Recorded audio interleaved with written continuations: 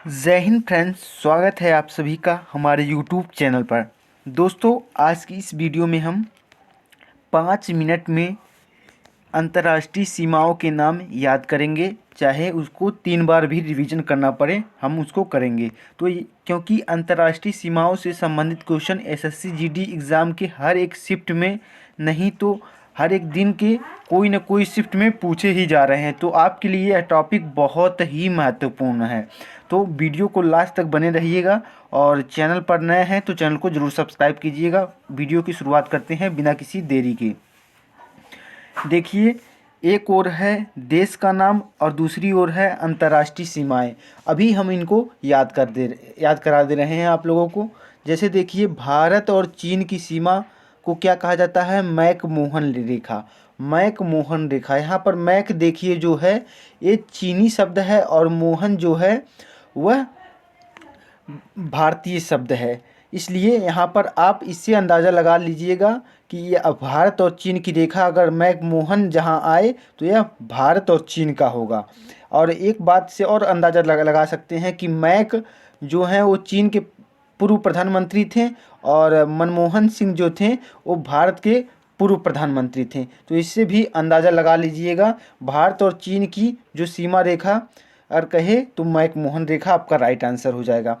अगर पूछेगा भारत और पाकिस्तान की सीमा रेखा के बारे में तो रेड क्लिफ रेखा उसे कहा जाता है। क्यों रेड क्लिफ रेखा इसे कहा जाता है? इसलिए कहा जाता है क्योंकि भारत और पाकिस्तान की सीमा का निर्धारण किया था सर रेडक्लिफ ने।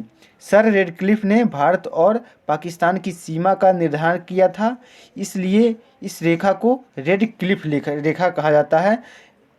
तो आपको यह भी याद हो गया, अगर रेड क्लिफ शब्द आ गया तो भारत और पाकिस्तान की सीमा रेखा हो जाएगा आपका राइट आंसर। आगे देख लीजिए, अफ़गानिस्तान और पाकिस्तान की सीमा रेखा को अफ़गानिस्तान और पाकिस्तान की सीमा रेखा को डूरंड रेखा कहा जाता है। डूरंड रेखा कहा जाता है अफ़गानिस्तान और पाकिस्तान की सीमा रेखा को। अब यहाँ पर देख लीजिए, 3 ही रेखाएं होती हैं हमारे पड़ोसियों के बीच, जैसे भारत और चीन, भारत पाकिस्तान और अफ़गानिस्तान और पाकिस्तान। तो भारत चीन को तो आप समझ गए मैक-मोहन रेखा कहा जाता है, भारत पाकिस्तान की रेखा को रेडक्लिफ रेखा कहा जाता है। लेकिन अगर इससे इतर आएगा अगर कोई, तो अफ़गानिस्तान और पाकिस्तान की अगर रेखा पूछेगा तो डूरंड रेखा, या फिर पूछेगा डूरंड रेखा किन 2 देशों के मध्य है, तो अफ़गानिस्तान और पाकिस्तान के मध्य है डूरंड रेखा। डूरंड रेखा का निर्धारण तब हुआ था जब पाकिस्तान और भारत का ही अंग था, उस समय डूरंड रेखा का निर्धारण हुआ था। अगला क्या है? जर्मनी और फ्रांस के बीच कौन सी रेखा है? तो जर्मनी और फ्रांस के बीच है सिगफ्रीड रेखा। सिगफ्रीड रेखा जर्मनी और फ्रांस के बीच है, जर्मनी और फ्रांस के मध्य है सिगफ्रीड रेखा, इसे आप याद कर सकते हैं। अगला है फ्रांस और जर्मनी के मध्य एक और रेखा होती है, इसे मैग्नाट रेखा कहा जाता है। यह नहीं पूछा जाता है बार बार, लेकिन ये जो मैग्नाट वाला है ये बार बार एग्जाम में पूछा जाता है। मैग्नाट रेखा किन 2 देशों के मध्य से गुजरती है? तो ये मैग्नाट रेखा जो है वो फ्रांस और जर्मनी के मध्य में है। यह आपका राइट आंसर होगा। अगला, जर्मनी और पोलैंड के बीच में अगर पूछेगा तो हिंडेनबर्ग रेखा। क्या? हिंडेनबर्ग रेखा जर्मनी और पोलैंड के मध्य।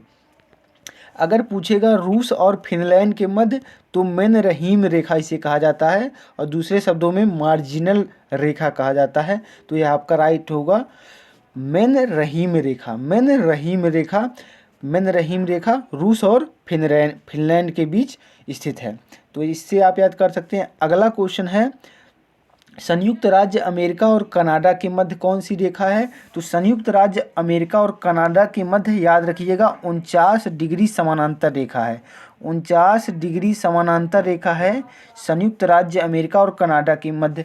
इसको आप कैसे याद करेंगे? इसको आप इस तरह याद कर लीजिएगा कि संयुक्त राज्य अमेरिका और कनाडा दोनों के दोनों एक ताकतवर देश हैं और आपस में पड़ोसी देश हैं, और इन दोनों की सीमा 4 और 9 के अनुपात में है। 4 और 9 के अनुपात में है, तो इसे आप याद कर सकते हैं आसानी से।